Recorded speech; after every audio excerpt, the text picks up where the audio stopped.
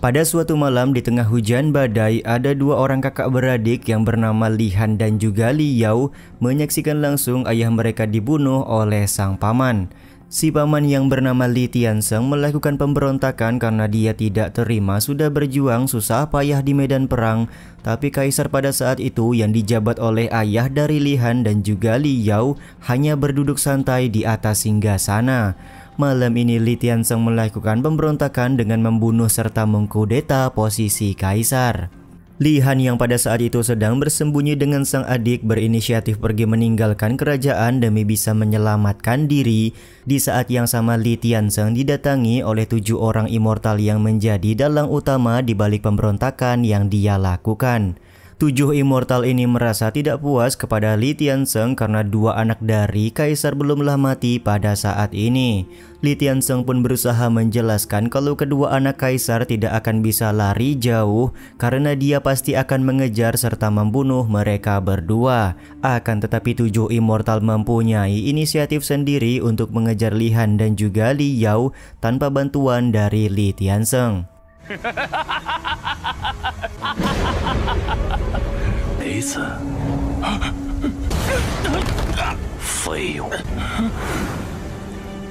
Sementara itu di tengah hutan, Li Han dan Li Yao masih berusaha lari sejauh mungkin untuk menyelamatkan diri. Tapi tentu saja kedua bocah ini tidak bisa lepas dari 7 immortal yang mempunyai penglihatan berbeda dari kebanyakan manusia fana.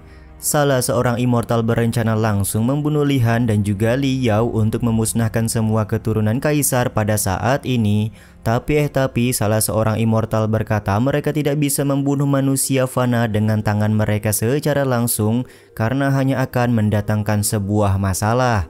Untuk itulah mereka akan menggunakan sebuah serangan guna membuat 2 bocah itu jatuh ke dalam jurang dan mati di dalam jurang tersebut.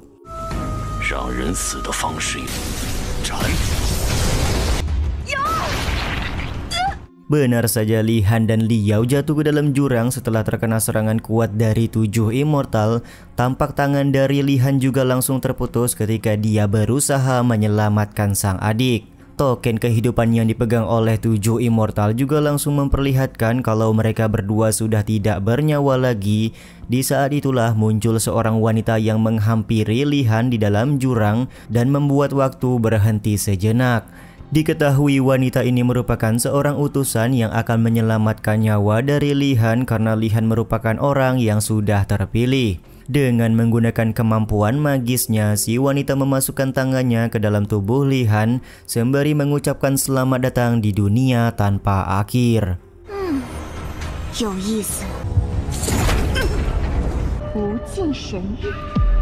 Singkat cerita, beberapa tahun kemudian, tepat pada hari ini, Li Tiansheng akan dinobatkan menjadi kaisar baru. Dia mengumpulkan beberapa orang Qasim untuk dieksekusi karena Qasim-Qasim ini cukup setia dengan kaisar sebelumnya. Sementara itu di dalam kerajaan, Li Tiansheng masih tampak khawatir karena token kehidupan dari Li Han masih terus menyala. Token ini diketahui merupakan token pemberian dari 7 immortal, jadi tidak mungkin ada kesalahan atau mengalami error. Li Tiansheng menyadari selama Li Han masih hidup, pasti dia akan datang untuk membalaskan dendam kematian orang tuanya. Pucuk dicinta ulang pun tiba, muncul seorang praktisi yang membantai ratusan pasukan dan memaksa masuk ke dalam ruangan kaisar. Yap, benar sekali, orang tersebut merupakan Li Han yang datang di hari penobatan Li Tiansheng sebagai kaisar untuk membalaskan dendam kedua orang tuanya. Meskipun Li Han datang dengan penuh amarah, Li Tiansheng masih cukup tenang karena dia sudah menggunakan jasa dari seorang praktisi yang mempunyai gelar Raja Neraka. Tentu saja Raja Neraka akan mengikuti perintah yang diberikan oleh Li Tiansheng karena dia sudah mendapatkan bayaran yang begitu mahal.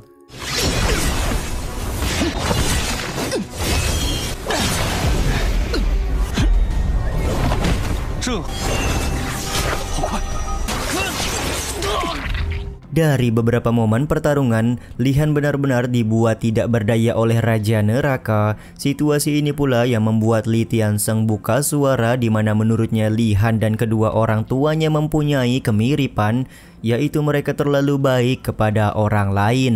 Bahkan sebelum Li Tianseng melakukan pembunuhan, ibu dari Li Han sempat mengundangnya untuk makan malam bersama. Aku berterima kasih kepada 7 immortal yang sudah memberikan bantuan. Jika bukan karena mereka, aku tidak akan pernah berani untuk mengkudeta posisi ayahmu, ucap Li Tianseng kepada Li Han yang sedang terbantai oleh Raja Neraka. Pada saat-saat terakhir, Raja Neraka juga berhasil menancapkan pedang di dada Li Han, sekaligus menyelamatkan Li Tianseng dari serangan Li Han yang ditunjukkan kepadanya.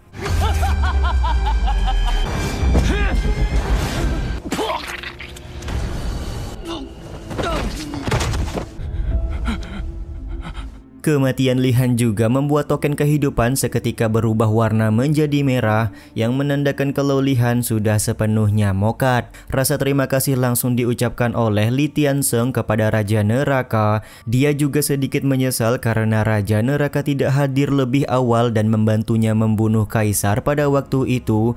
Diketahui Li Tianseng sangat muak bekerja sama dengan 7 immortal yang mempunyai sifat menindas manusia fana.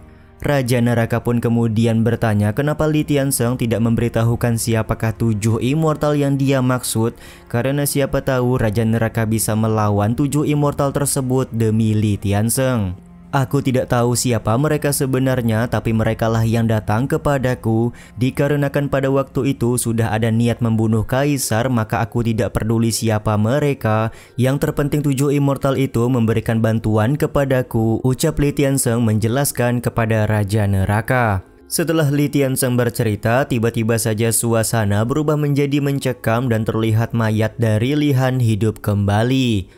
Li Han juga mempertanyakan apa yang sebenarnya diketahui oleh Li Tianseng perihal 7 immortal yang pernah membantunya waktu itu. Dengan perasaan takut, Li Tianseng menjelaskan kalau dia sama sekali tidak mengetahui informasi mengenai 7 immortal secara detail, karena di dunia kultivasi 7 immortal tersebut memang dilarang untuk ikut campur di dalam urusan manusia fana.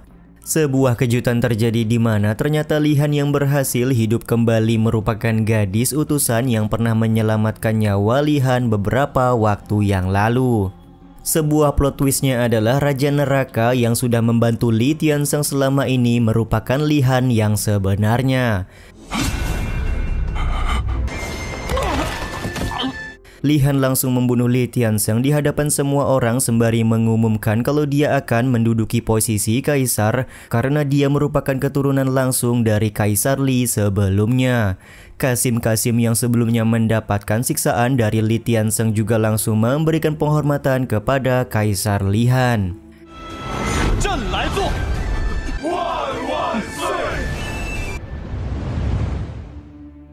Singkat cerita, ketika hari sudah malam, Li Han memberikan penghormatan kepada kedua orang tuanya yang sudah mati dengan menyalakan dupa. Tapi di satu sisi, gadis utusan meminta Li Han untuk segera melakukan tindakan pertama sebagai kaisar daripada membuang-buang waktu seperti ini.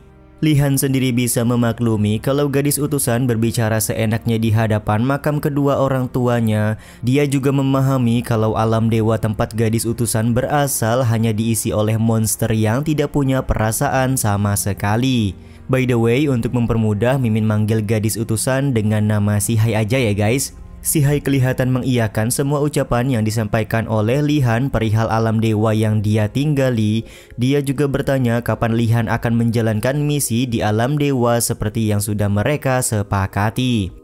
Tunggu aku sudah membunuh 7 immortal baru aku akan memulai misi di alam dewa, ucap Li Han kepada Sihai. Sihai terlihat cukup kecewa karena membunuh 7 immortal dengan tangan Li Han sendiri bukanlah perkara mudah. Ternyata selama 7 tahun ini Sihai adalah orang yang membantu Li Han mendapatkan gelar Raja Neraka sebelum dia membalaskan dendam kepada Li Tianseng.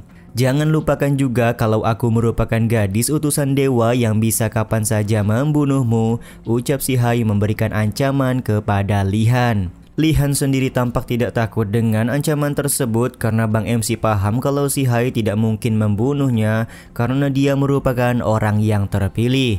Si Hai juga tidak bisa menahan semua keputusan yang dibuat oleh Li Han sendiri. Untuk sekarang Li Han berencana memancing ikan keluar dari dalam kolam. Dengan kata lain, dia akan memancing orang-orang yang sudah bekerja sama dengan 7 immortal keluar dari persembunyian mereka. Benar saja, gebrakan langsung dibuat oleh Li Han di hari pertamanya menjadi seorang kaisar. Li Han berbicara di hadapan semua orang kalau dia akan turun dari tahta kaisar untuk melanjutkan perjalanan menjadi seorang immortal.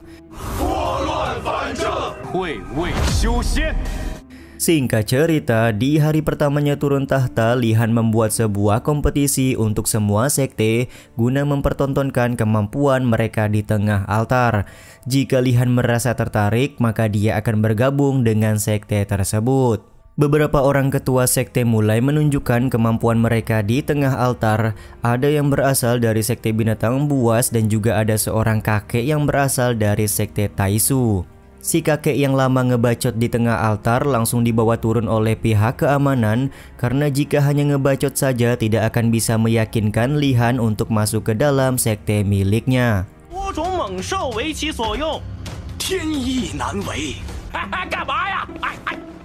Sementara itu, Li Han dan si Hai sedang bersantai meminum teh sambil menunggu ikan besar datang ke tempat mereka. Li Han sangat yakin akan ada seseorang yang datang dengan maksud tertentu setelah dia turun dari tahta kaisar. Di saat yang sama si Hai masih kepikiran tentang 7 immortal yang ingin dibunuh oleh Li Han.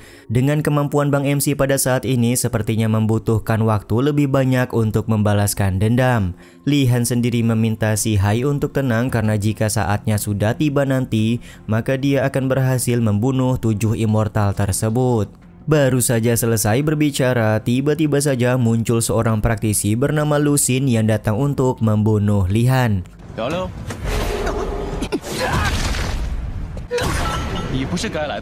Tampak dengan begitu mudah Li Han berhasil memukul jatuh Lu Xin sembari bertanya siapakah orang yang sudah mengirim Lu Xin pergi ke tempat ini. Tapi di sini Lu Xin belum menyerah begitu saja dan masih melakukan perlawanan kepada Li Han. Secara khusus Li Han juga meminta Lu Xin untuk memperlihatkan kemampuan terbaiknya.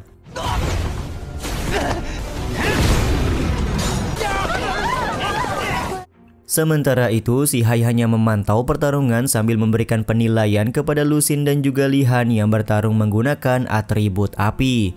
Meskipun sedikit kecewa, si Hai tampak memberikan nilai 0,5 dari 100.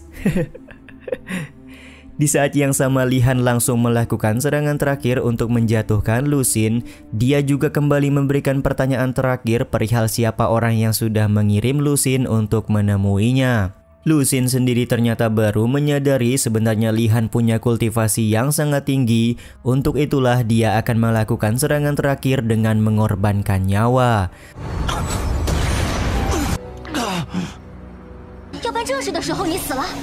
Serangan terakhir dari Lu Xin benar-benar membuat Li Han terluka cukup parah dan kemudian jatuh di tengah-tengah altar. Situasi yang dialami oleh Li Han ini membuat si Hai sangat khawatir karena dia sudah lama membimbing Li Han tapi Li Han malah harus mokat dengan cara seperti ini.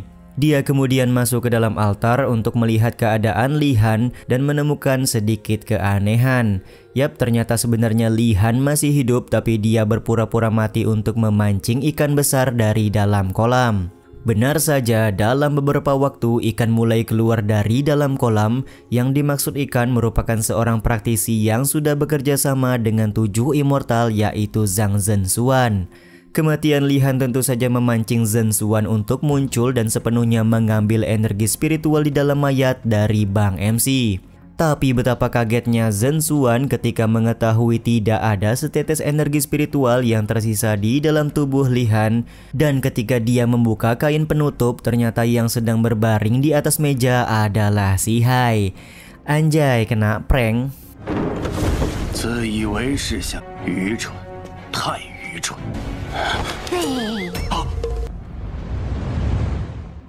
Jebakan yang dibuat oleh Li Han untuk memancing Zhenxuan keluar ini juga sekaligus menutup episode kali ini ya guys. Di akhir episode yang lalu, Li-Han berpura-pura mati untuk menjebak seorang praktisi yang sudah bekerja sama dengan 7 immortal untuk mengkudeta posisi ayahnya. Benar saja, seorang praktisi bernama Zhang Zhenzuan datang ke istana kerajaan untuk menyerap energi spiritual yang ada di mayat Li-Han. Tapi ya begitulah, ternyata Zhenzuan sudah diprank oleh Li-Han, dan episode kali ini pun dimulai dengan pertarungan antara Li-Han melawan Zhenzuan di depan istana naga sejati. Bang MC cukup kecewa karena ternyata orang yang sudah bekerja sama dengan 7 immortal sangatlah lemah. Di satu sisi, Zhenzuan masih syok dan tidak percaya kalau pangeran kecil anak Kaisar Li Nanjun bisa sekuat sekarang. Dia juga kembali bertanya siapakah Li-Han sebenarnya karena menurut informasi 7 tahun yang lalu pangeran kecil sudah mati bersama adiknya jatuh ke dalam jurang. Tidaklah penting aku ini siapa, yang terpenting tahun ini aku akan baru juga Li-Han mulai serius. Tiba-tiba saja si Hai bersikap usil dengan ngerjain Zhenzuan dengan menguncir rambutnya dari arah belakang. Sontak kehadiran si Hai membuat Zhenzuan sangat kaget. Dia sama sekali tidak merasakan energi spiritual yang ada di dalam tubuh si Hai, serta menganggap kalau si Hai pasti menggunakan teknik yang begitu mendalam. Sementara itu si Hai malah marah-marah kepada Li-Han karena sedari tadi Li-Han hanya basa-basi dan tidak melakukan tindakan apapun kepada Zhenzuan. Ternyata mereka berdua berencana mencari informasi melalui Zhenzuan mengenai orang-orang yang sudah bekerja sama dengan 7 immortal. Tentu saja rencana dari Li-Han dan si Hai tidak akan berjalan mudah karena Zhenzuan masih bisa melakukan perlawanan. Zhenzuan juga tidak akan memberikan informasi sepatah kata pun serta menegaskan kalau dia tidak takut mati sama sekali. Karena sulit mendapatkan informasi dengan cara baik-baik, pada akhirnya Bang MC kita ini menggunakan cara kekerasan untuk memaksa Zhenzuan buka mulut.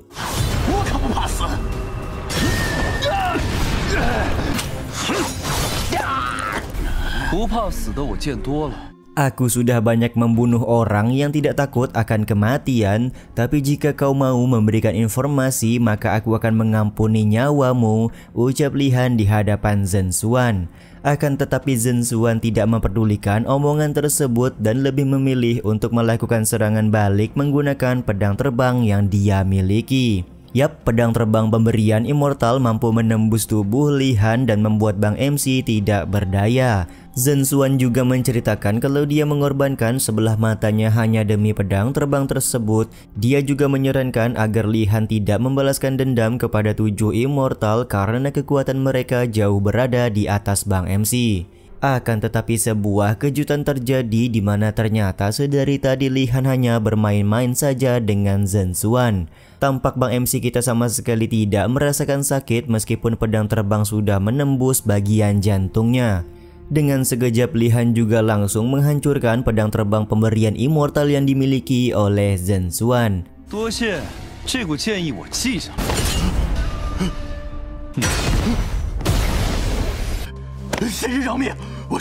Kekuatan di luar Nurul yang dimiliki oleh Li-Han pada akhirnya membuat Zhenzuan meminta maaf serta meminta ampunan. Dia berjanji akan menceritakan semua informasi yang dia ketahui mengenai 7 immortal. Diketahui pada waktu itu Zhenzuan yang sedang berusaha menyempurnakan sebuah pedang terbang didatangi oleh 7 orang immortal di kediamannya. 7 immortal ini langsung menyerang mata kiri Zhenzuan sekaligus memaksa Zhenzuan untuk memimpin jalan menuju Istana Naga. Sebagai hadiah karena Zhenzuan sudah mau membimbing jalan, maka 7 immortal juga memberikan pedang terbang baru. Zhenzuan juga menyebutkan dia sama sekali tidak mengetahui wajah dari 7 immortal yang datang menemuinya karena untuk berbicara saja Zhenzuan sangat merasa takut. Jadi dia meminta Li-Han untuk tidak memikirkan rencana balas dendam karena 7 immortal bukanlah manusia fana yang bisa dibunuh begitu saja. Atas semua informasi yang sudah diberikan, Li-Han lantas berterima kasih kepada Zhenzuan. Dia juga langsung mengeluarkan pedang untuk membunuh Zhenzuan pada saat itu juga. Tapi si Hai meminta Bang MC untuk tidak membunuh Zhenzuan karena pada saat ini Zhenzuan sudah ketakutan setengah mati. Lagi pula Zhenzuan tidak berbohong sama sekali tentang semua penjelasan yang baru saja dia berikan. Sementara itu di sebuah kediaman Perdana Menteri, seorang Perdana Menteri bernama Zhang Yizhong mendapatkan mandat langsung untuk menjaga keamanan negara setelah Kaisar Li Han turun tahta. Singkat cerita, Li Han bersama dengan Si Hai sudah mulai berpetualang untuk mencari sebuah sekte yang bisa dijadikan tempat bernaung.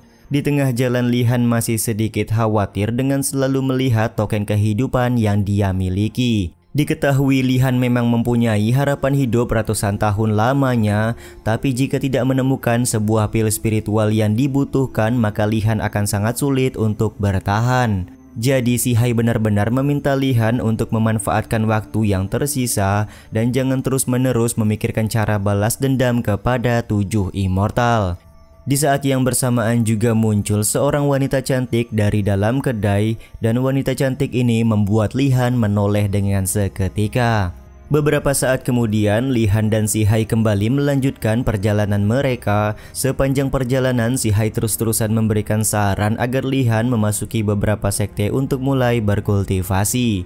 Tapi dari semua sekte yang ditawarkan oleh Si Hai, tidak ada satupun sekte yang membuat Bang MC merasa tertarik. Sementara itu, seorang wanita yang sebelumnya dilihat oleh Li Han di depan kedai sekarang sedang mengunjungi sebuah makam. Tapi wanita tersebut langsung bergegas sembunyi setelah Li Han datang ke makam tersebut dan hanya meninggalkan sebotol anggur yang dia bawa. Si Hai yang juga melihat sebotol anggur di depan batu nisan lekas mengambil serta ingin meminum anggur tersebut. Tapi Li Han melarangnya karena anggur di dalam botol pasti ditunjukkan kepada pemilik makam tanpa nama yang ada di hadapan mereka berdua pada saat ini. Jadi mau tidak mau dia dan Si Hai harus menghormati serta tidak meminum anggur di dalam botol. Sementara itu, si wanita cantik yang memiliki botol anggur sedang mengawasi Li Han dan Si Hai dari arah kejauhan.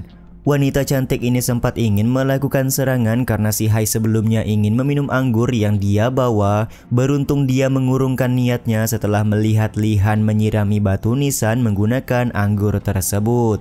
Siapa yang menyangka setelah menyiram batu nisan, Li Han malah menemukan sebuah token yang cukup familiar. Token tersebut bertuliskan nama Rotian Moyu yang berasal dari puncak Mobe Yunhai, dan puncak Mobe Yunhai merupakan wilayah dari keluarga Li. Pada saat Bang MC sedang menerka-nerka siapakah identitas dari pemilik token ini, tiba-tiba saja Si Hai memberikan banyak token kepada Li Han. Li Han pun langsung bertanya dari manakah Si Hai bisa mendapatkan token sebanyak ini. Si Hai menjawab kalau dia hanya menemukan token tersebut di jalanan, yang dimana fakta sebenarnya Si Hai sudah menghajar beberapa orang untuk mencuri token-token tersebut. Ternyata token-token yang Si Hai dapatkan adalah sebuah token masuk ke sebuah sekte bernama Pavilion Lu Yinghai. Singkat cerita, Li Han juga sudah berada di depan pavilion tersebut dan menemukan kalau Si Hai sudah menyamar menjadi seekor anjing kecil. Tapi ternyata anjing kecil tersebut bukanlah Si Hai, melainkan anjing sungguhan yang mendatangi Bang MC kita. Ketika sedang berbicara dengan Si Hai, tiba-tiba saja ada seseorang yang terlempar ke hadapan Li Han karena dia sudah dihajar habis-habisan. Ternyata di depan pavilion Lu Yinghai sedang diadakan ujian masuk menjadi murid, di mana calon-calon murid harus berhasil mengalahkan seorang murid senior yang merupakan anak dari seorang penatua di pavilion Lu Yinghai itu sendiri. Terlihat memang tidak ada seorang pun calon murid yang bisa mengalahkan anak penatua karena perbedaan ranah di antara mereka terlalu jauh. Akan tetapi semua orang langsung dibuat kaget ketika Li Han dengan santuinya memberikan serangan bertubi-tubi ke arah anak penatua tersebut.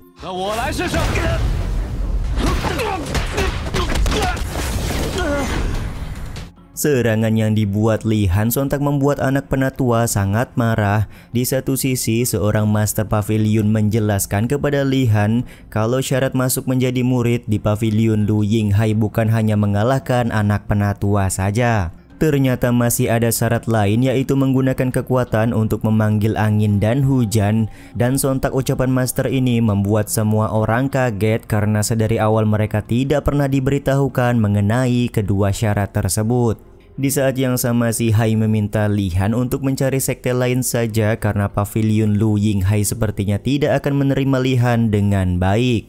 Akan tetapi Li-Han menolak untuk menyerah, di mana dia berniat melewati 2 ujian yang diberikan, yaitu membantai anak penatua sekaligus memanggil angin dan juga hujan.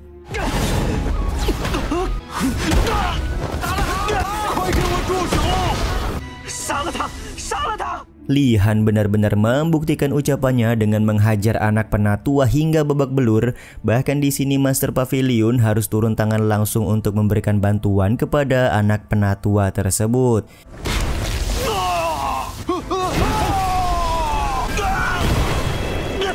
Tapi ya begitulah, tetap saja Master Pavilion juga bukan tandingan untuk Bang MC kita. Dengan sekejap Li-Han berhasil membantai Master Pavilion sekaligus memanggil angin dan hujan. Dia juga kemudian mendatangi Master Pavilion guna mempertanyakan apakah dia berhasil lulus tes atau tidak. Sementara itu anak penatua masih bersikeras kalau dia bisa memberikan perlawanan kepada Li-Han. Akan tetapi lagi dan lagi dengan sekejap Bang MC langsung memukul si anak penatua guna membuatnya jatuh pingsan. Setelah anak penatua pingsan, Master Pavilion memberikan pernyataan kalau Li-Han sudah berbuat kejam dan tidak akan diterima oleh Pavilion Lu Yinghai sebagai murid. Dia juga akan melaporkan kejadian ini kepada ketua Pavilion untuk memberikan pelajaran kepada Li-Han. Tiba-tiba saja anak penatua yang sebelumnya pingsan bangun kembali untuk menyangkal omongan dari Master Pavilion. Ternyata anak penatua ini sudah dirasuki oleh si Hai yang membuat dia berbicara dan menyangkal beberapa omongan dari Master Pavilion. Lebih di luar nurulnya lagi, si Hai berkata kalau dia akan menyerahkan status muridnya kepada Li-Han sebagai permintaan maaf Pavilion Lu Yinghai karena sudah berbuat curang. Selain itu si Hai juga membawa tubuh anak penatua ini untuk bunuh diri dengan terjun ke dalam jurang. Waduh, emang usil banget nih ya gadis utusan dewa. Untuk memuluskan akting dari si Hai ini, Li-Han kemudian berterima kasih dan akan menggunakan kesempatan masuk menjadi murid Pavilion Lu Yinghai dengan sebaik mungkin.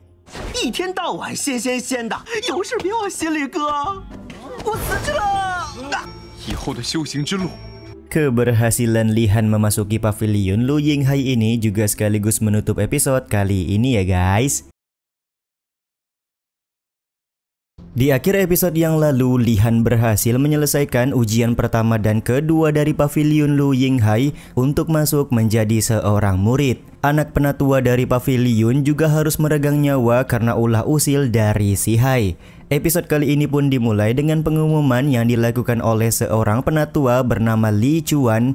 Li Chuan memberitahukan tes ketiga masuk menjadi murid di Pavilion Lu Yinghai akan segera dilaksanakan untuk para calon murid. Diketahui akhir-akhir ini banyak sekali binatang monster yang masuk ke dalam wilayah terlarang Pavilion Lu Yinghai.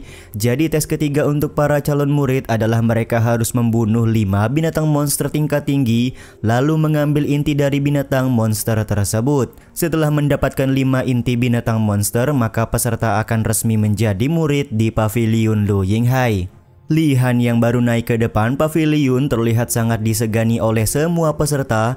Sementara itu seorang penatua bernama Bao Wuzheng dari kejauhan sudah meninting Li-Han karena dia merupakan ayah dari murid senior yang mati bunuh diri beberapa waktu yang lalu. Setelah Master Xing Feng mengadu kepada Bao Wuzheng perihal kematian dari anaknya, Bao Wuzheng meminta bantuan agar Xing Feng mengirimkan Li-Han ke sebuah tempat mengerikan agar Li-Han mati di tempat tersebut. Xing Feng pun langsung melaksanakan perintah dari Bao Wuzheng dan akan segera mengirim Li-Han ke tempat mengerikan dengan menggunakan sebuah formasi.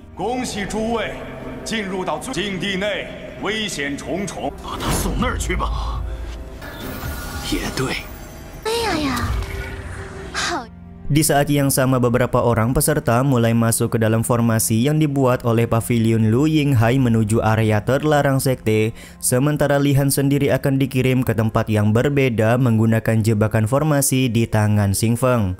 Setelah Li-Han masuk ke dalam jebakan, Xing Feng dan Bao Wuzheng sangat puas dan yakin kalau Bang MC akan mati perlahan di tempat tersebut.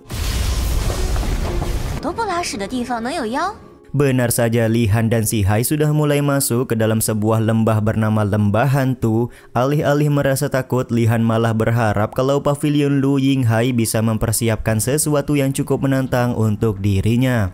Emang agak lain MC kita satu ini ya guys. Sementara itu, seorang wanita rubah penunggu lembah hantu kelihatan cukup senang karena setelah sekian lama pada akhirnya ada tamu yang masuk ke tempat tinggalnya. Dia kemudian mengeluarkan sebuah sihir untuk membuat Li-han terjebak di dalam sebuah ilusi yang sudah dipersiapkan.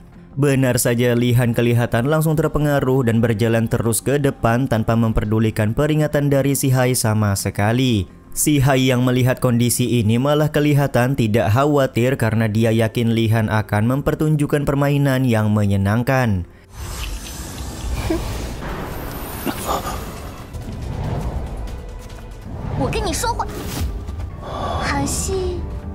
Setelah terkena ilusi, Bang MC seperti dibawa ke sebuah tempat yang cukup familiar, yaitu Istana Naga.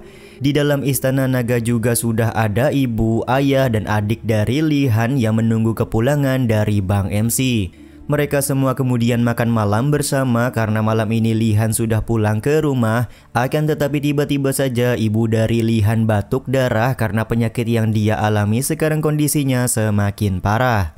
Bang MC yang melihat semua momen ini tentu saja kelihatan sangat sedih, tapi di satu sisi dia juga menyadari kalau semua ini hanyalah ilusi yang dibuat oleh wanita rubah.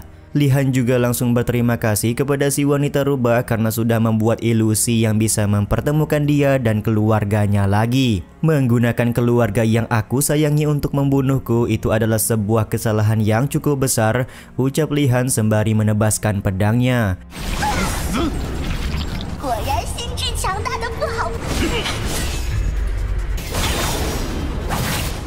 Karena tidak mampu mengalahkan Li-han menggunakan ilusi keluarganya, maka wanita rubah langsung mengubah ilusi dengan memunculkan 7 immortal di hadapan Li-han. Tapi ya begitulah, Li-han sama sekali tidak terpengaruh dengan semua ilusi yang dibuat oleh wanita rubah. Bahkan di sini Li-han memperlihatkan semua ingatan di dalam tubuhnya ke ilusi yang dibuat oleh wanita rubah agar wanita rubah menanggung semua yang ada di dalam tubuh dan pikiran Li-han.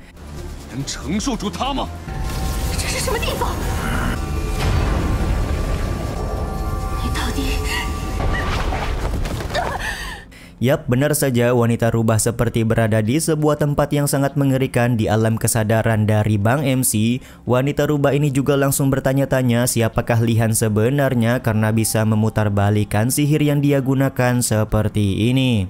Si Hai yang sedari tadi menunggu aksi Li-han akhirnya bisa melihat langsung wanita rubah yang berhasil dibuat tidak berdaya oleh Bang MC. Li-han sendiri bertanya siapakah orang yang sudah membuat wanita rubah tidak bisa bertransformasi secara total seperti ini. Diketahui setiap kaum rubah bisa seutuhnya berubah menjadi wujud manusia, tapi ada hal yang aneh karena wanita rubah di hadapan Li-han kepalanya masih berbentuk rubah dan tidak bisa menyembunyikan 9 ekornya sendiri.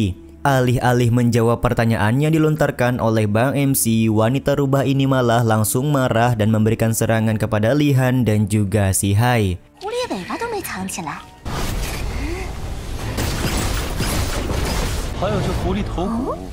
Tapi ya begitulah, serangan lemah dari wanita rubah sama sekali tidak bisa melukai Bang MC kita.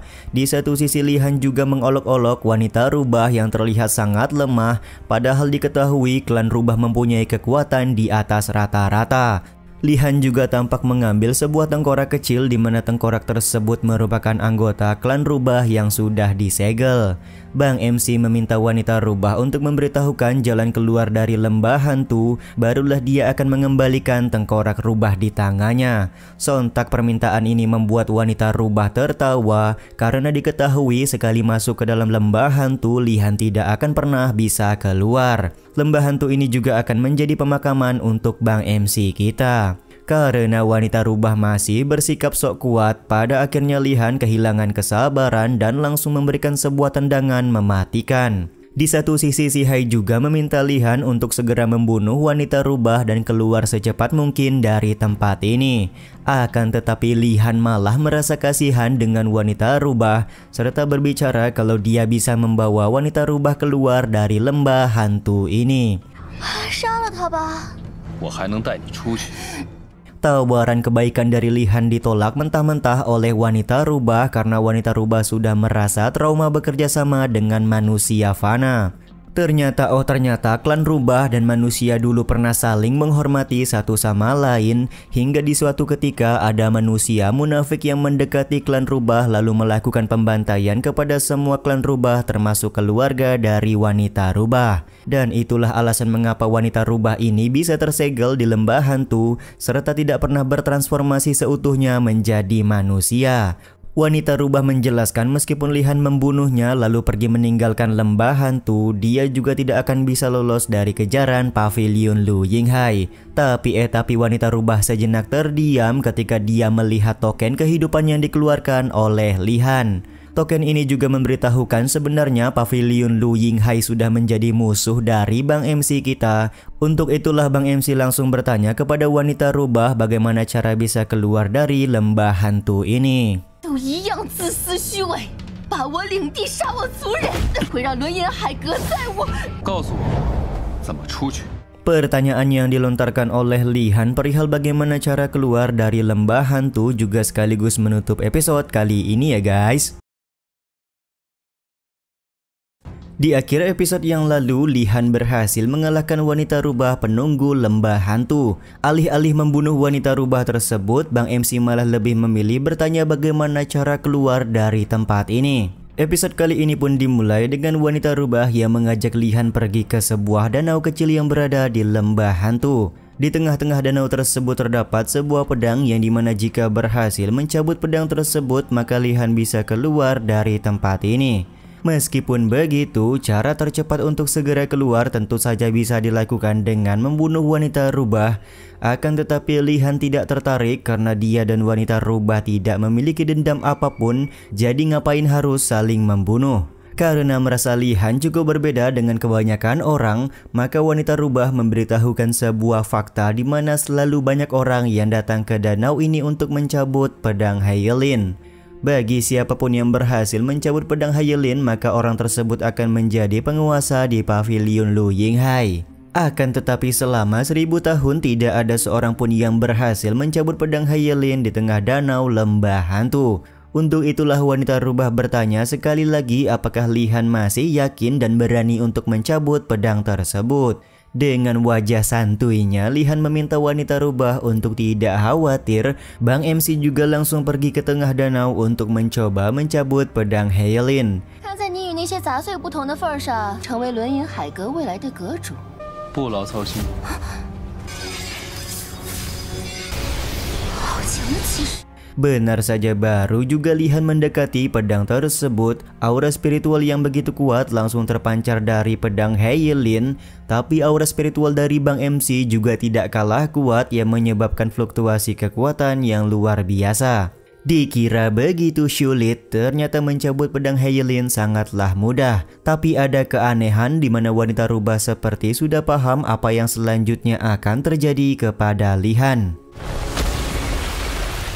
Yap, benar banget, Li-Han langsung terserap ke dalam danau setelah mencabut pedang Hyelin tersebut. Di saat yang sama wanita rubah juga bertanya apakah si Hai tidak khawatir perihal Li-Han yang sudah terserap ke dalam danau. Si Hai sendiri kelihatan cukup santuy sembari berkata kalau Li-Han mati, maka dia akan mencari orang lain sebagai partner. Sementara itu, Li-Han yang tadi terserap sudah masuk ke dasar danau lembah hantu. Di dalam danau tersebut ada sebuah istana yang dimana ada seorang bocah tinggal di dalam istana tersebut. Bocah ini kelihatan cukup senang karena masih ada orang yang berusaha ingin menjadi penguasa pavilion Lu Yinghai dengan mencoba mencabut pedang Hyelin. Dia juga langsung memberikan perintah kepada dua iblis untuk melawan Bang MC kita sembari bertanya apakah Li-Han bersedia bertarung melawan dua iblis ini. Aku sama sekali nggak tertarik membunuh iblis karena aku datang ke tempat ini hanya untuk mencabut pedang Hyelin saja, ucap Li-Han memberikan jawaban. Sontak jawaban ini membuat bocil penjaga danau sangat kesal. Kekesalan ini langsung memicu pedang Hyelin tidak bisa dikendalikan oleh Li-Han dengan baik. Pedang di tangan Li-Han dengan sendirinya menebas iblis-iblis yang mencoba melakukan serangan. Mau tidak mau, Li Han harus mengikuti gerakan-gerakan dari pedang He Yilin untuk melawan para iblis di dalam danau. Momen ini juga membuat bocil penjaga danau merasa bahagia.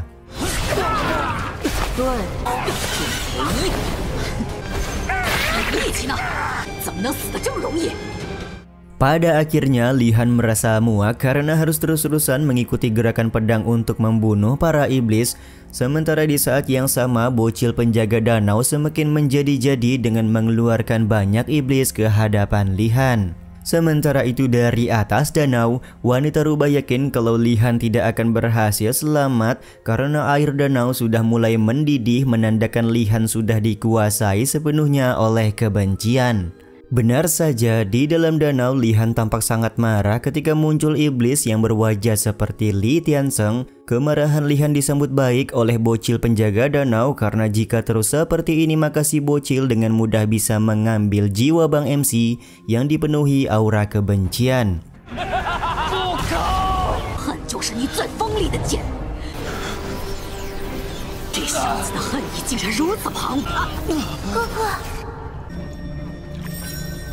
Sementara itu Li Han sendiri seperti dibawa ke sebuah tempat di mana dia bisa melihat jasad dari adiknya Li Yao.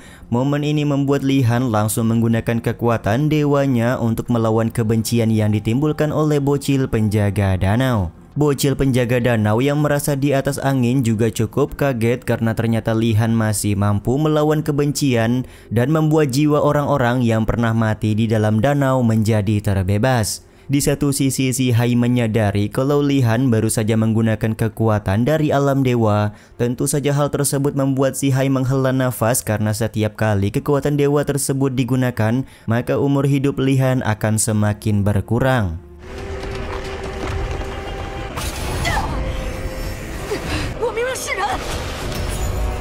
Sementara itu bocil penjaga danau merasa heran kenapa budak-budak iblisnya berhasil dikalahkan begitu saja. Dia juga bertanya siapakah Li Han sebenarnya karena mampu menghapus kebencian sekaligus membebaskan jiwa orang yang pernah mati di dalam danau. Kau hanyalah obsesi kebencian dari pedang He Yilin. Mulai saat ini tidak ada lagi yang perlu kau benci, ucap Li Han sembari menghapuskan kebencian pada bocil penjaga danau sekaligus membuatnya hilang seketika.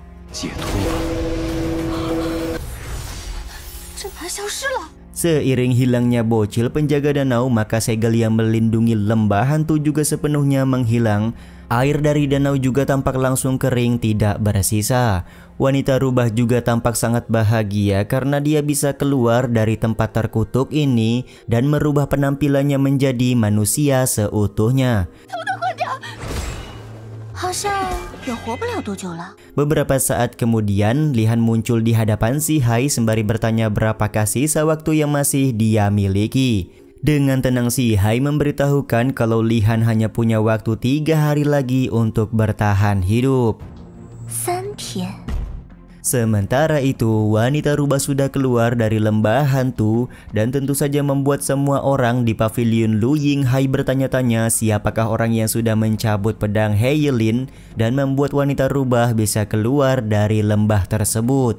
Bao Zeng yang menyadari kalau hanya Li Han yang berada di lembah hantu sudah membuat asumsi kalau Bang MC pasti berhasil mencabut pedang tersebut.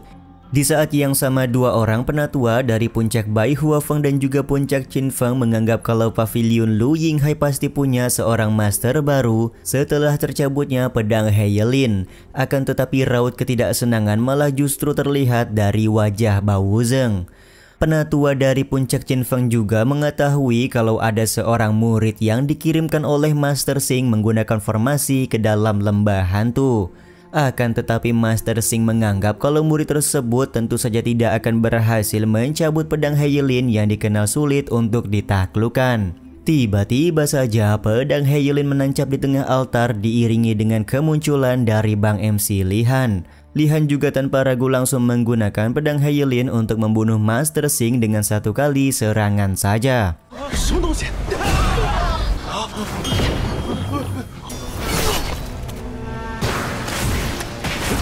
Sementara itu, wanita cantik yang ditemui oleh Li Han beberapa waktu yang lalu sedang memantau dari arah kejauhan.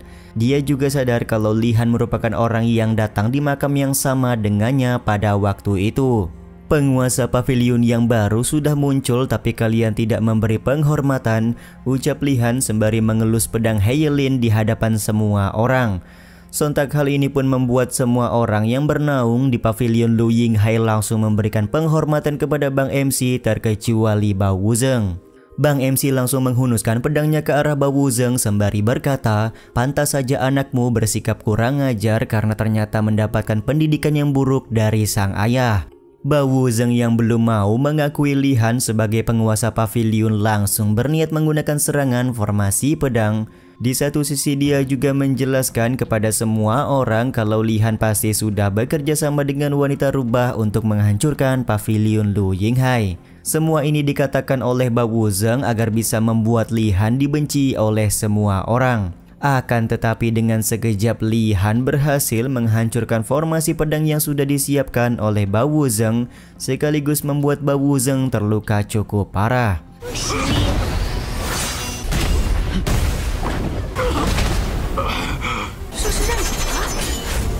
Sambil mengarahkan pedangnya ke arah Bao Wuzeng, Li Han meminta semua orang untuk mengakuinya sebagai penguasa pavilion.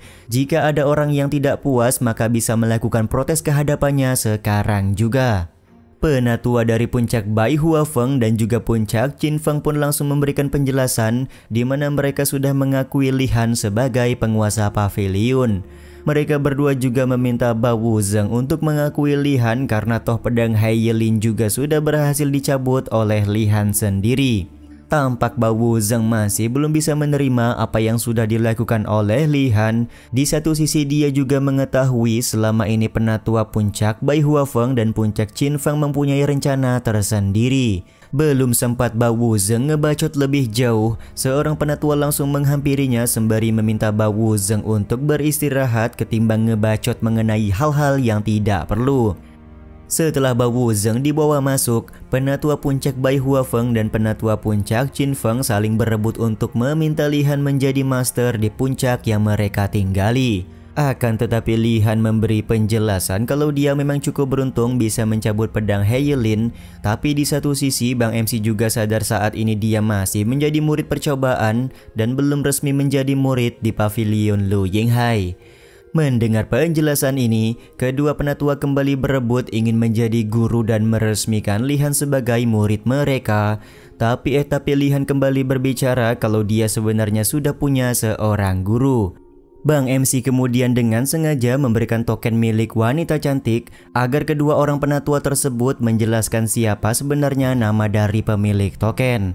Ternyata token yang dibawa Li Han merupakan token milik penatua bernama Leng Huan yang berasal dari puncak angin dingin. Tapi diketahui selama ini puncak angin dingin tidak pernah menerima seorang murid, jadi tidak mungkin Li Han bisa menjadi murid pribadi dari penatua Leng Huan.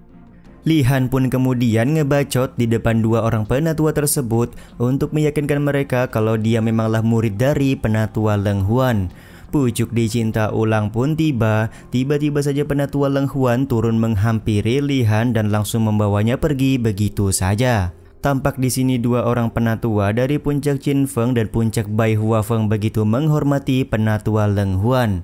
Mereka berdua juga tidak menyangka kalau seorang bocah seperti Li Han bisa mengenal Leng Huan yang diketahui sudah menjauhi urusan duniawi.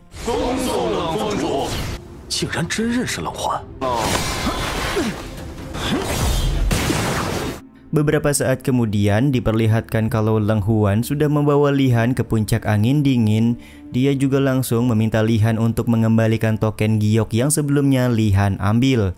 Akan tetapi tentu saja Bang MC enggan untuk mengembalikan token tersebut karena saat ini statusnya sudah menjadi penguasa di pavilion Lu Yinghai. Li Han juga menjelaskan kalau dia tidak tertarik untuk mencampuri urusan dari Leng Huan di tempat ini. Setelah urusannya di pavilion Lu Yinghai selesai, maka Li Han juga akan segera pergi. Sementara itu, Si Hai langsung menghampiri Li Han sembari berkata kalau Leng Huan sangatlah cantik. Pujian yang diberikan oleh si Hai ini juga sekaligus menutup episode kali ini ya guys. Di akhir episode yang lalu, Lord Li Han kembali bertemu dengan seorang gadis cantik yang ternyata adalah seorang penatua. Gadis cantik bernama Leng Huan ini langsung membawa Li Han ke puncak angin dingin tempat di mana dia tinggal. Meskipun sempat terjadi sebuah ketegangan, tapi entah kenapa Leng Huan memilih untuk membiarkan Li Han tinggal beberapa waktu di puncak angin dingin. Episode kali ini pun dimulai dengan Lord Li Han yang sedang membakar kelinci di depan puncak angin dingin karena dia sangat kelaparan. Aroma dari pembakaran kelinci membuat Leng Huan langsung keluar serta melakukan protes karena Li Han membakar kelinci tanpa meminta izin terlebih dahulu. Lord kita pun kemudian menjawab sekaligus melakukan sindiran. Dia berkata kultivasi dari Leng Huan memanglah tinggi dan hebat sampai-sampai melupakan rasa lapar. Kau juga melupakan kalau ada orang yang sedang berada di rumahmu pada saat ini, ucap Li Han kepada Leng Huan. Karena merasa tersungging, pada akhirnya Leng Huan kembali mengunci pintu dan masuk ke dalam pavilion. Sementara itu, si Hai kembali keluar dan memberi peringatan kalau Li Han hanya punya waktu 2 hari lagi sebelum dia benar-benar mokat. Si Hai juga meminta Li Han untuk menyiapkan kuburan dan juga sebuah batu nisan bertuliskan orang tidak berguna nomor 1 di dunia. Jangan terburu-buru, beri aku waktu untuk memanggang kelinci terlebih dahulu. Aku cukup yakin dengan gelar penguasa muda di pavilion Lu Yinghai, maka aku tidak akan kesulitan untuk mendapatkan sebuah pil mujarab. Meskipun Lord Li Han yakin kalau dia bisa mendapatkan pil mujarab, tapi si Hai merasa pil mujarab belum bisa menuntaskan masalah umur Li Han yang semakin berkurang. Alih-alih menjawab keluhan dari si Hai, Lord Li Han malah menendang arang pembakaran untuk membuat rubah kecil keluar dari arah semak-semak. Yap, benar sekali, rubah kecil ini merupakan wanita rubah yang sebelumnya keluar dari lembah hantu. Kedatangan rubah kecil membuat si Hai bertanya-tanya kenapa rubah kecil malah mengikuti Li Han sampai ke tempat ini. Rubah kecil pun menjelaskan kalau dunia manusia sekarang sudah banyak berubah. Ribuan tahun yang lalu klan rubah begitu dihormati dan disegani, tapi sekarang ketika rubah kecil kembali, dia malah mendapatkan ancaman pembunuhan di mana-mana. Jadi alasan tersebutlah yang membuat rubah kecil mengikuti Li Han. Li Han kemudian berkata kalau dia saja tidak bisa menjamin hidupnya sendiri, lalu kenapa rubah kecil berharap bisa mendapatkan perlindungan darinya? Rubah kecil pun menganggap Li Han mampu untuk melindunginya karena Li Han berbeda dari orang-orang. Si Hai kemudian menggendong rubah kecil sembari berkata inilah akibatnya Li Han tidak membunuh rubah kecil ketika berada di lembah hantu. Untuk sekarang rubah kecil ini pasti akan menyebabkan masalah jika dia membocorkan kekuatan alam dewa yang dimiliki oleh Lord Li Han. Rubah kecil kemudian menjelaskan kalau dia tidak akan membuat masalah sama sekali. Dia pun berjanji akan menuruti perintah dari Li Han asalkan dia mendapatkan perlindungan serta diperlakukan dengan baik. Karena merasa penasaran, si Hai kembali bertanya kenapa rubah kecil sekarang menjadi menyedihkan seperti ini, padahal dia mempunyai kekuatan di atas rata-rata dari para kultivator yang ada di dunia manusia. Ternyata setelah turun gunung, kekuatan dari rubah kecil jauh menurun karena sudah hidup ribuan tahun lamanya. Dia juga memberitahukan ada seorang dewa immortal yang hidup ribuan tahun dan sekarang sedang mencari penerus untuk menurunkan semua teknik yang dia miliki. Diketahui dewa immortal tersebut sudah tidak kuat lagi dan hanya tersisa beberapa hari saja sebelum dia menghembuskan nafas terakhir. Pada hari ini semua orang dari berbagai sekte diketahui berkumpul untuk berebut menjadi penerus dan mewarisi semua teknik dari dewa immortal tersebut. Tentu saja mendengar penjelasan ini membuat Lord Li Han dan si Hai merasa tertarik. Saat itu juga mereka langsung meninggalkan puncak angin dingin untuk pergi ke tempat dewa immortal berada. Benar saja di sebuah tempat sudah banyak sekali orang yang berkumpul untuk menunggu dibukanya sebuah gerbang tempat dewa immortal tinggal. Di saat yang sama, Li Han langsung melewati orang-orang untuk membuka gerbang rumah dewa immortal tersebut. Belum juga sempat Bang MC membuka gerbang, tiba-tiba saja dia mendapatkan serangan shuriken dari orang-orang yang juga ingin masuk ke tempat yang sama. Akan tetapi Li Han berhasil mengembalikan shuriken tersebut dan membuat orang yang menyerangnya mokat seketika.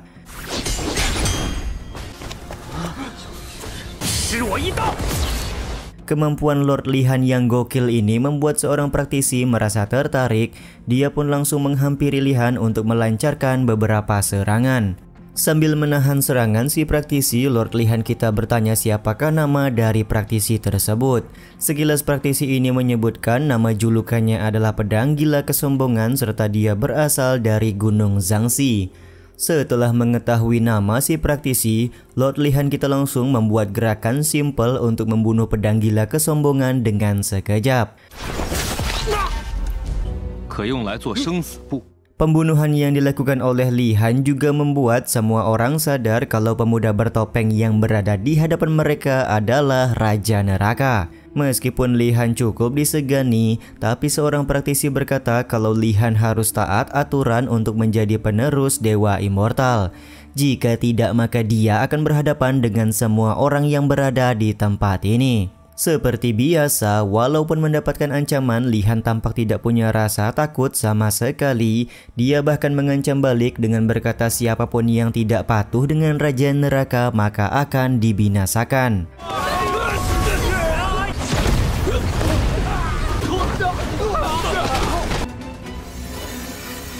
Benar saja, hanya dengan satu kali serangan, Li Han tampak berhasil membunuh beberapa orang yang mencoba untuk menyerang. Akan tetapi serangan yang dibuat Li Han harus dibayar mahal karena serangan tersebut merupakan kekuatan alam dewa. Dengan begitu bisa dipastikan umur Li Han juga semakin berkurang. Tiba-tiba saja suara seseorang terdengar dari kediaman Dewa Immortal, di mana suara tersebut adalah suara dari Dewa Immortal sendiri. Dewa Immortal kemudian membuka gerbang agar Li Han bisa masuk untuk bertemu dengannya. Sementara itu, Si Hai merasakan aura yang begitu aneh, di mana di luar gerbang aura kehidupan jelas terasa, sementara dari dalam gerbang yang terasa hanyalah sebuah aura kematian. Si Hai pun mulai merasa penasaran siapakah sebenarnya Dewa Immortal yang dieluh-eluhkan oleh orang-orang tersebut. Ketika Li Han dan Si Hai sudah mulai masuk, mereka berdua melihat pavilion tempat Dewa Immortal tinggal begitu kotor dan tidak ada satupun orang yang tinggal di dalam pavilion ini. Tak lama kemudian Lord Li Han dan Si Hai bertemu dengan seorang biksu di pendopo pavilion, di mana biksu tersebut merupakan Dewa Immortal yang dimaksud orang-orang. Baru saja melihat Lord Li Han, Dewa Immortal langsung berkata kalau Li Han adalah orang yang sangat mirip dengan orang yang sudah ditakdirkan.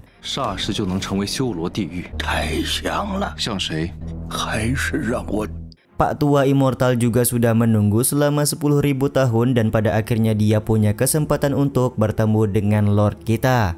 Karena merasa penasaran, Li Han kemudian bertanya maksud dari perkataan Pak Tua Immortal di hadapannya. Rasa penasaran ini muncul dikarenakan Li Han adalah seorang pembunuh, sementara Pak Tua Immortal adalah seorang biksu. Tapi kenapa Pak Tua Immortal menunggu orang seperti dirinya? Jawaban mengejutkan dikeluarkan oleh Pak Tua Immortal, di mana dia mengetahui kalau Li Han sedang berada di antara kehidupan dan kematian. Dengan kata lain, Li Han pada saat ini tidak dalam keadaan hidup dan tidak berada dalam keadaan mati. Pak Tua Immortal kemudian menjelaskan 10.000 tahun yang lalu ketika dia masih anak-anak, dia bertemu dengan seorang sain pedang yang paling terkenal di dunia. Sebelum sain pedang tersebut meninggal, dia sempat mengajarkan sebuah teknik yaitu metode rahasia roda berputar. Sain pedang tersebut meminta bantuan kepada Pak Tua Immortal untuk memberikan teknik tersebut kepada orang yang sangat mirip dengannya. Dengan kata lain, Lord Li Han adalah orang yang dicari-cari oleh sain pedang. Li Han pun kemudian mempertanyakan kemiripan apa yang dimiliki oleh sain pedang dengan dirinya. Pak Tua Immortal menjawab kalau di dalam tubuh Li Han ada aura yang bukan berasal dari dunia ini. Sontak pernyataan ini pun membuat Si Hai merasa cukup familiar karena dia mengetahui sain pedang yang dimaksud oleh Pak Tua Immortal tersebut. Diketahui setelah sain pedang tersebut mengajarkan metode rahasia kepada Pak Tua Immortal, dia kemudian meninggal karena sebuah luka di tubuhnya. Sain pedang tersebut juga hanya meninggalkan sebuah teknik dan teka-teki rahasia yang belum terungkap.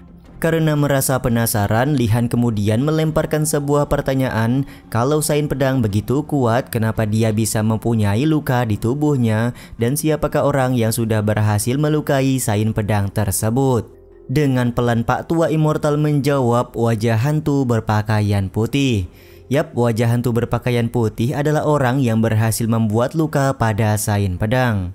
Sontak ucapan dari Pak Tua Immortal membuat Li Han cukup kaget. Kagetnya Li Han ini juga sekaligus menutup episode 8 kali ini ya guys. 是他。他既冠绝天下，鬼面。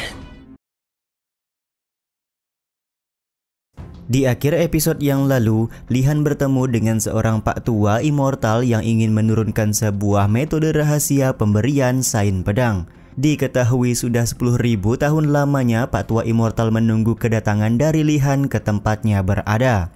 Episode kali ini pun dimulai dengan kedatangan penatua puncak Qin Feng ke depan gerbang pavilion tempat Pak Tua Immortal berada. Akan tetapi penatua Qin Feng gagal masuk karena upacara pemberian metode rahasia sudah dilakukan oleh Pak Tua Immortal. Jadi tidak ada satu orang pun yang bisa masuk ke dalam pavilion. Diketahui semua orang bisa masuk ke dalam pavilion jika Pak Tua Immortal sudah tidak bernyawa lagi. Sementara itu di dalam pavilion, Li Han sedang mempelajari buku metode rahasia yang ditulis oleh Sain Pedang. Pak Tua Immortal cukup senang karena baru mempelajari beberapa halaman, tapi Lord Li Han sudah mampu menyerap dengan baik. Bahkan Si Hai juga mengakui kalau Li Han bisa dengan cepat mempelajari bagian pertama dari metode rahasia roda berputar. Di satu sisi Si Hai juga menyadari kalau halaman pertama dari buku metode rahasia berisikan sebuah teknik keabadian dan tidak ada hubungannya sama sekali dengan teknik pedang.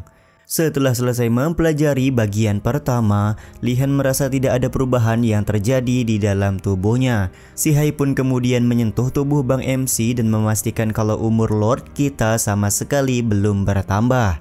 第一页居然不是剑法，片刻间便能领悟。 为什么我什么感觉也没有？ 你是学了个寂寞吗？ Pil pahit juga harus ditelan oleh Li Han di mana Si Hai memberitahukan umurnya hanya tersisa 1 jam saja. Momen ini pun sontak membuat Li Han merasa panik. Dia pun bertanya kepada Pak Tua Immortal tentang apa yang sebenarnya sudah terjadi. Dengan pelan Pak Tua Immortal menjawab kalau ini adalah sebuah takdir yang harus diterima oleh Lord Li Han. Sontak perkataan dari Pak Tua Immortal tersebut membuat Si Hai tertawa karena menurutnya Pak Tua Immortal akan mati bersama dengan Li Han sebentar lagi. Mendapati fakta ini, Li Han pun seperti sudah pasrah kalau dia memang harus mati dan tidak bisa melanjutkan perjalanan menyelamatkan adiknya. Dia pun mendoakan semoga Si Hai menemukan orang lain yang lebih baik selepas kematiannya nanti. Si Hai sendiri tampak tidak bersedih dan bahkan dia bersedia mencari orang lain untuk melakukan misi di alam dewa tanpa akhir. Li Han dan Si Hai yang sedari tadi sedang mengobrol ternyata diamati oleh Pak Tua Immortal. Sontak kejadian ini membuat Si Hai kaget karena ternyata Pak Tua Immortal bisa melihat keberadaannya. Karena merasa penasaran, Si Hai pun lekas bertanya apakah Pak Tua Immortal pernah melihat kehadiran seseorang yang sama seperti dirinya. 原来你是不是见过剑圣身边？ Pak Tua Immortal pun menjawab kalau dia tidak pernah melihat seseorang seperti Si Hai sebelumnya. Akan tetapi dulu Sain Pedang diketahui selalu dijaga oleh seseorang yang berasal dari dunia lain, sama seperti yang dilakukan oleh Si Hai kepada Li Han. Si Hai pun kemudian bertanya kemanakah perginya orang yang mengawal Tuan Sain Pedang tersebut. Pak Tua Immortal sendiri tidak mengetahui kemana perginya si pengawal dari Tuan Sain Pedang karena Tuan Sain Pedang tidak pernah memberikan informasi. Tapi satu hal yang pasti, setelah Tuan Sain Pedang mati, tubuh dari pengawalnya juga menghilang bersama dengan angin. Kemungkinan besar pengawal Tuan Sain Pedang kembali ke surga untuk menikmati kebahagiaan dan juga cahaya abadi. Karena Si Hai sangat mirip dengan pengawal dari Tuan Sain Pedang, maka Pak Tua Immortal meminta bantuan agar Si Hai membawanya ke tempat yang sama di mana Tuan Sain Pedang berada. Si Hai pun kemudian berniat mengabulkan permintaan dari Pak Tua Immortal untuk pergi menemui Tuan Sain Pedang. Di saat yang sama, Lord Li Han meminta Si Hai untuk tidak bergurau dengan manusia yang hendak meninggal. Dengan ketus si Hai memberikan jawaban kalau Li Han juga sudah mau meninggal, jadi dia tidak mempunyai hak untuk melarangnya melakukan sesuatu kepada Pak Tua Immortal. Si Hai pun langsung memegang kepala dari Pak Tua Immortal untuk mengirimkannya bertemu dengan Tuan Sain Pedang.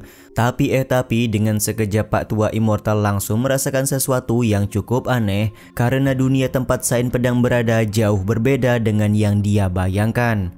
Momen ini pun membuat Lord Li Han menjelaskan kalau dunia terbaik untuk Pak Tua Immortal adalah dunia yang ada di dalam hatinya.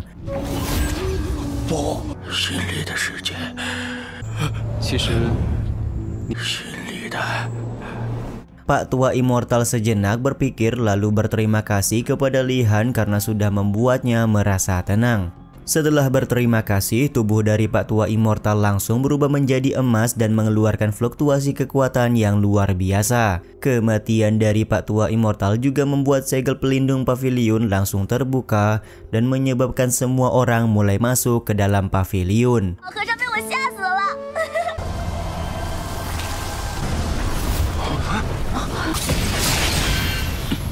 Orang-orang ini meminta Li Han untuk menyerahkan metode roda berputar yang dimiliki oleh Pak Tua Immortal. Jika tidak, maka mereka semua akan mengeroyok Li Han serta mengambil paksa metode rahasia tersebut. Tapi ya begitulah, Li Han sama sekali nggak takut dengan ancaman yang diberikan oleh orang-orang. Bahkan dengan sisa umurnya yang masih tersisa 1 jam saja, dia bisa membunuh semua orang yang berada di tempat ini. Kejadian unik terjadi kepada Bang MC di mana ketika dia berhasil membunuh 1 orang, nyawanya langsung bertambah menjadi 3 hari.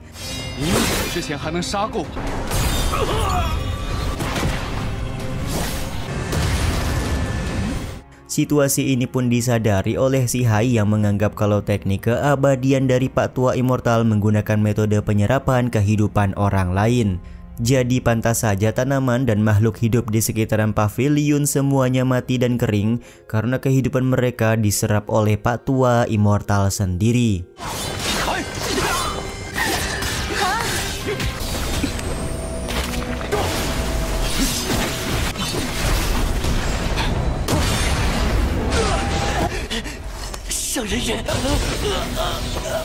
Tidak butuh waktu lama, Lord Li Han berhasil membunuh banyak praktisi yang menginginkan metode roda berputar. Banyaknya praktisi yang meninggal juga membuat umur Li Han semakin panjang. Situasi ini pun disadari oleh penatua puncak Qin Feng yang juga berada di dalam pavilion. Akan tetapi penatua Qin Feng tidak mengetahui kalau pria bertopeng di hadapannya adalah Li Han, si penguasa muda pavilion Lu Yinghai. Setelah mengamati beberapa langkah, penatua Qin Feng juga tidak melihat kalau Li Han menunjukkan tanda-tanda kelelahan sama sekali. Situasi ini tentu saja sangat sulit untuk semua orang yang ingin mendapatkan metode rahasia roda berputar. Sementara itu, si Hai meminta Li Han untuk menghentikan pembunuhan karena pada saat ini nyawa Bang MC sudah bertambah panjang. Akan tetapi Li Han terlihat tidak mematuhi apa yang diperintahkan oleh si Hai dan Bang MC seperti sedang dikendalikan oleh hawa iblis. Momen ini pun membuat si Hai sadar kalau tidak ada yang gratis di dunia ini. Diketahui Li Han memang bisa menggunakan teknik keabadian, tapi di satu sisi teknik keabadian juga akan menelan kesadaran dari pengguna teknik tersebut. Dan hal tersebutlah yang membuat Bang MC terus-terusan melakukan pembunuhan. Sejenak Li Han mulai tersadar setelah dia melihat patung emas dari Pak Tua Immortal. Dia pun memutuskan untuk pergi dari pavilion dan tidak melakukan pembunuhan lagi. Tapi ya begitulah, beberapa orang praktisi masih berusaha mengejar Bang MC karena mereka semua masih menginginkan metode rahasia roda berputar.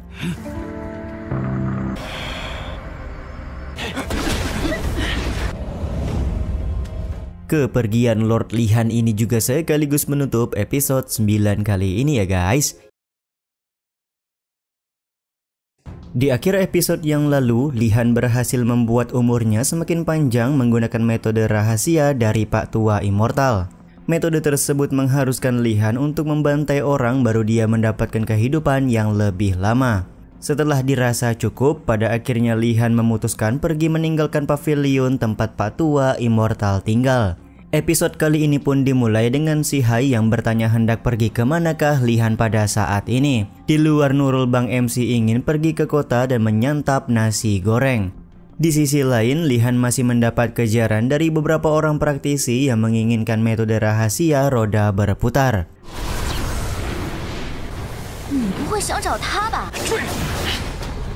Beberapa hari kemudian, di sebuah pavilion tempat hiburan ada seorang wanita cantik yang sedang menari-nari menghibur para penonton.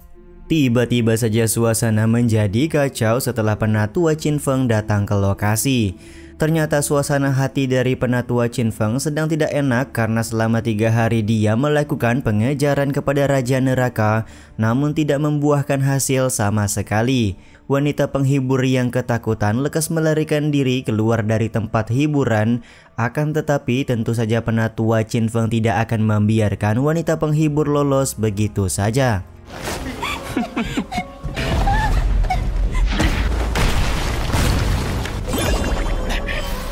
Cukup beruntung datang seorang wanita bertopeng yang dengan sekejap langsung menyelamatkan nyawa dari si wanita penghibur tersebut. Karena penatua Qin Feng tidak terima mendapatkan gangguan, pada akhirnya dia menghancurkan satu pavilion untuk melampiaskan kemarahannya. Di saat yang sama wanita bertopeng berhasil menyelamatkan wanita penghibur dari amukan penatua Qin Feng. Tapi wanita bertopeng langsung membunuh si wanita penghibur karena sedari awal kedatangannya bukan untuk menyelamatkan wanita penghibur, melainkan membuat wanita ini bereinkarnasi menjadi jiwa yang baru.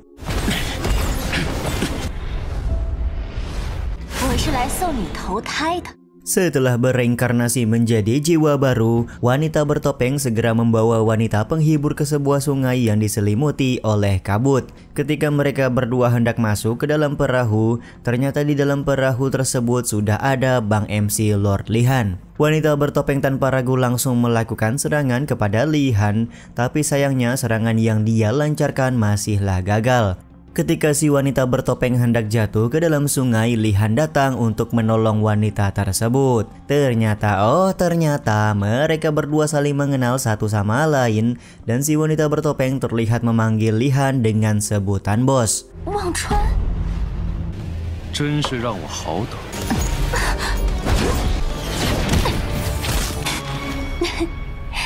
Beberapa saat kemudian, Li-Han dan wanita bertopeng mengarungi sungai menggunakan perahu kecil. Di sini kita juga diberitahu kalau wanita bertopeng ternyata bernama Meng Po. Li-Han sengaja datang menemui Meng Po karena dia mendengar kabar kalau ada kematian dari seorang wanita penghibur secara tiba-tiba. Banyak orang di dunia ini yang tidak bisa mengendalikan takdir mereka. Aku hanya memberikan bantuan agar mereka bisa mengubah hidup mereka ke arah yang lebih baik, ucap Meng Po kepada Li-Han.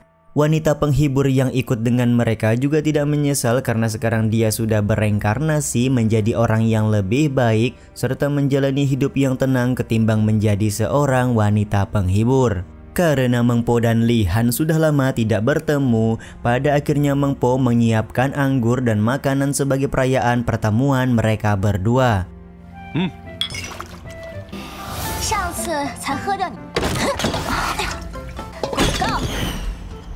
Ketika Li-Han sedang menyantap makanan, Meng Po bertanya berapa lama umur yang dimiliki oleh Li-Han pada saat ini. Li-Han pun lekas memberikan informasi perihal kejadian terbaru yang ada di dunia immortal, di mana dia mendapatkan umur panjang setelah bertemu dengan Pak Tua Immortal. Mengetahui hal ini tentu saja membuat Meng Po menganggap Li-Han mempunyai keberuntungan. Di saat yang sama, Li-Han ternyata punya tujuan lain kenapa dia datang untuk menemui Meng Po. Bang MC ingin menawarkan sebuah pekerjaan yang membutuhkan kekuatan, jadi dia secara khusus datang ke tempat ini untuk menemui Meng Po. Meng Po pun langsung memotong pembicaraan dengan berkata kalau Li-Han harus mencari orang lain saja ketimbang memperkerjakannya. Akan tetapi Li-Han menyebutkan kalau pekerjaan ini ada hubungannya dengan sebuah barang. Sampai di sini belum diketahui barang apa yang sebenarnya menjadi tujuan dari King Li-Han. Ketika mereka berdua sudah mulai serius membicarakan pekerjaan, tiba-tiba saja datang penatua Qin Feng. Dengan penuh kesombongan, penatua Qin Feng juga menganggap dia akan menangkap 2 ikan dalam 1 kali serangan. 呀？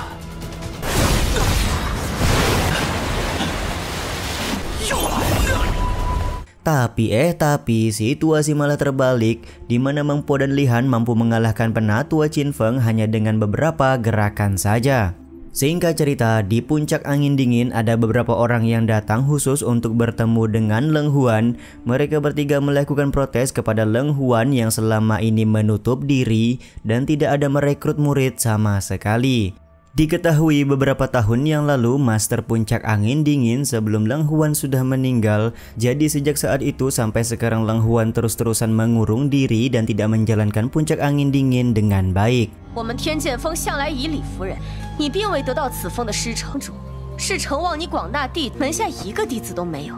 Tiba-tiba saja Li Han datang dan langsung berbicara kalau Puncak Angin Dingin mempunyai satu orang murid, yaitu dirinya. Dengan sangat cepat King Li Han juga langsung membunuh dua orang murid yang datang ke Puncak Angin Dingin dan hanya menyisakan satu orang saja. Apakah kau tidak mengenali pedang yang aku pegang ini? Ucap Li Han menunjukkan kalau dia adalah penguasa muda Paviliun Lu Yinghai. Li Han juga meminta murid ini untuk kembali dan jangan pernah mengganggu urusannya lagi di Puncak Angin Dingin. Perbuatan Li Han yang mengusir murid pengganggu membuat Leng Huan merasa tenang.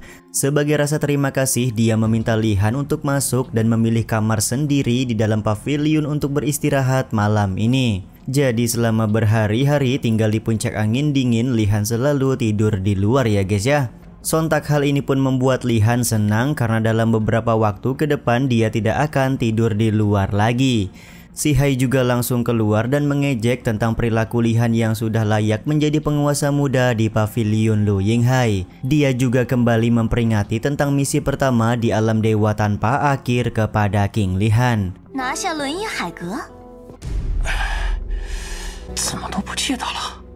Masuknya Li Han ke dalam pavilion Puncak Angin Dingin ini juga sekaligus menutup episode kali ini ya guys. Ya udah deh, sampai di sini dulu aja video kali ini. Mohon maaf jika masih banyak kekurangan dan kesalahan dalam penyampaian kata-kata ya. Terima kasih untuk kalian yang udah pada nonton dan jangan lupa subscribe serta nyalain loncengnya ya guys. Mimin selaku penulis narasi, tukang voice over dan tukang edit video pamit undur diri. Salam hangat, see you in the next video. Bye bye guys, see you next week.